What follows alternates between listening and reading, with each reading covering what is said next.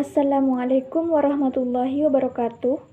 Perkenalkan, nama saya Sefi Ernanisi dari Prodi Akuntansi kelas C. Nomor absen 29, NIM 213-830-42106.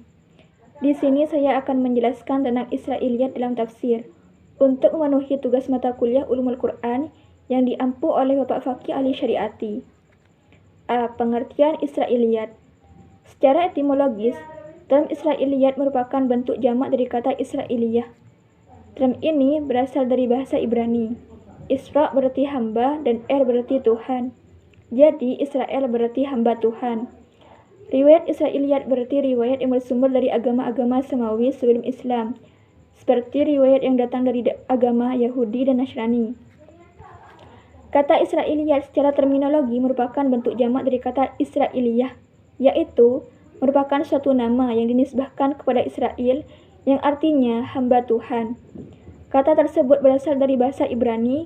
Kaitannya dengan Israiliyat, maka yang dimaksud dengan Israel adalah Nabi Yakub bin Ishak bin Ibrahim alaihissalam. Hal ini berdasarkan sebuah hadis riwayat Abu Daud At-Tayalisi dari Abdullah bin Abbas radhiyallahu anhu, yang artinya sekelompok orang Yahudi telah datang kepada Nabi. Lalu Nabi bertanya kepada mereka, "Tahukah Anda sekalian bahwa sungguhnya Israel itu adalah Nabi Yakub?" Mereka menjawab, "Benar." Lalu Nabi berdoa, "Ya Tuhanku, saksikanlah pengakuan mereka ini." Menurut Ahmad Khalil, Israiliyat adalah kisah-kisah dan riwayat-riwayat dari ahli kitab, baik yang berhubungan dengan ajaran agama mereka maupun yang tidak ada hubungannya. Ahmad Khalil mengatakan bahwa Israiliyat merupakan pembaruan dari berbagai agama dan kepercayaan yang menyusup ke Jazirah Arab Islam yang mereka dapati dari negeri-negeri yang mereka atau Yahudi singgahi selama perjalanannya ke timur maupun ke barat. Dari beberapa pengertian di atas dapat ditarik suatu pengertian bahwa yang dimaksud Israiliyat adalah semua unsur yang berasal dari kisah-kisah Yahudi, Nasrani, dan lainnya, serta bentuk-bentuk kebudayaan mereka yang masuk dalam tafsir Al-Quran. B. Masuknya Israiliyat dalam tafsir Al-Quran. Sebagaimana telah disinggung sebelumnya, bahwa cerita-cerita Israiliyat itu pada dasarnya bersumber dari agama-agama semawi sebelum Islam, yakni agama Yahudi dan Nasrani. Cerita-cerita ini banyak kita jumpai di dalam kitab-kitab tafsir. Cerita-cerita tersebut dimasukkan oleh para mantan pengikut kedua agama itu yang telah masuk Islam, dan atau melalui upaya penyusupan secara sistematis oleh kalangan penganut agama tersebut dengan maksud untuk mengacaukan ajaran Islam. Meskipun demikian, sejumlah ulama besar membolehkan keberadaan kisah Israiliyat itu digunakan untuk membantu memahami ayat-ayat Al-Quran. Term Israiliyat dalam tafsir Al-Quran erat sekali hubungannya dengan masyarakat Arab Jahiliyah.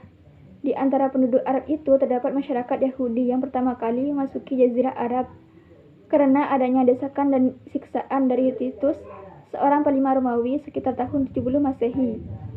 Di samping itu, pedagang Arab Jahiliyah banyak melakukan perjalanan dagang pada musim dingin ke negeri Yaman dan pada musim panas ke negeri Syam. Di kedua tempat tersebut, banyak penduduk yang terdiri dari ahli kitab.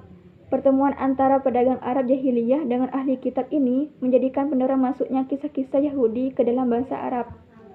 Selanjutnya, pada waktu Nabi hijrah dari Mekah ke Madinah, didapatinya kontak dagang mereka masih berjalan lancar. Bahkan di Madinah itu sendiri, banyak kelompok Yahudi yang tinggal di sana, seperti kelompok Bani Nadir, Bani Qainuqa, dan Bani Quraizah.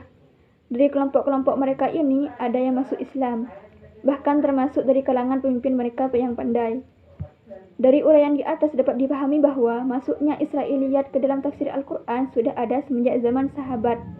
Hal ini dimungkinkan karena adanya 10 sahabat terkemuka dalam bidang tafsir, sebagaimana yang dikemukakan oleh Asyuti dalam Al-Itqan yang diikuti oleh Hasbi Asy-Siddiqi. Dan di antara 10 orang sahabat tersebut adalah Umar bin Khattab yang pernah menjunjungi midras, sebagaimana riwayat di atas. Namun demikian, para sahabat tidak cepat atau gegabah dalam menerima kisah-kisah Israiliyat ini, karena mereka senantiasa ingat terhadap pesan Rasulullah. Janganlah kamu benarkan orang-orang ahli kitab, dan janganlah kamu dustakan mereka. Katakanlah olehmu, kami beriman kepada Allah dan apa-apa yang diturunkan kepada kami, dan juga apa-apa yang diturunkan kepada kamu. C. Pandangan ulama tentang Israiliyat. 1. Ibnu Taimiyah. Ibnu Taimiyah dalam kitabnya Muqaddimah fi Ushuli at-Tafsir halaman 26-28 yang dikutip oleh Dr. Husain Az-Zahabi membagi cerita-cerita Israiliyat kepada 3 macam, yaitu cerita-cerita yang dibenarkan oleh Islam, cerita-cerita yang bertentangan dengan Islam, dan cerita-cerita yang Islam tidak membenarkannya, tetapi juga tidak menyalahkannya atau maskut anhu. Menurutnya, yang boleh diterima hanyalah cerita-cerita Israiliyat yang pertama. Penerimaannya bukan untuk i'tiqad, akan tetapi hanya untuk istishhad. Sementara 2 lainnya pada intinya tidak boleh diambil. 2. Al-Biqai. Pandangan Al-Biqai terhadap cerita-cerita Israiliyat juga senada dengan pandangan sebelumnya. Dia membolehkan cerita-cerita tersebut dimuat dalam tafsir Al-Quran selama tidak bertentangan dengan ajaran Islam atau Al-Quran dan hadis. Dan beliau mengingatkan bahwa cerita itu dimuat hanya sebagai istiqnas saja, bukan untuk dijadikan dasar akidah dan bukan pula dijadikan dasar hukum. Yang ketiga, Ibnu Al-Arabi. Menurutnya bahwa riwayat dari Bani Israel yang boleh untuk diriwayatkan dan dimuat dalam tafsir Al-Quran adalah hanya terbatas pada cerita mereka yang menyangkut keadaan diri mereka sendiri. Sedangkan riwayat mereka yang menyangkut orang lain masih sangat perlu dipertanyakan dan membutuhkan penelitian yang lebih cermat. Kelihatan bahwa Ibnu Al-Arabi lebih berhati-hati lagi untuk memasukkan Israiliyat dalam tafsir Al-Quran. D. Tokoh-tokoh Israiliyat. Kisah-kisah Israiliyat dalam tafsir Al-Quran berkembang tidak terlepas dari adanya tokoh-tokoh Yahudi dan Nasrani yang sudah masuk Islam seperti Abdullah bin Salam, Ka'ab al-Ahbari, Wahab bin Munabbih, dan Abdul Malik bin Al-Aziz bin Juraij atau Ibnu Juraij. Sekian dari saya. Wassalamualaikum warahmatullahi wabarakatuh.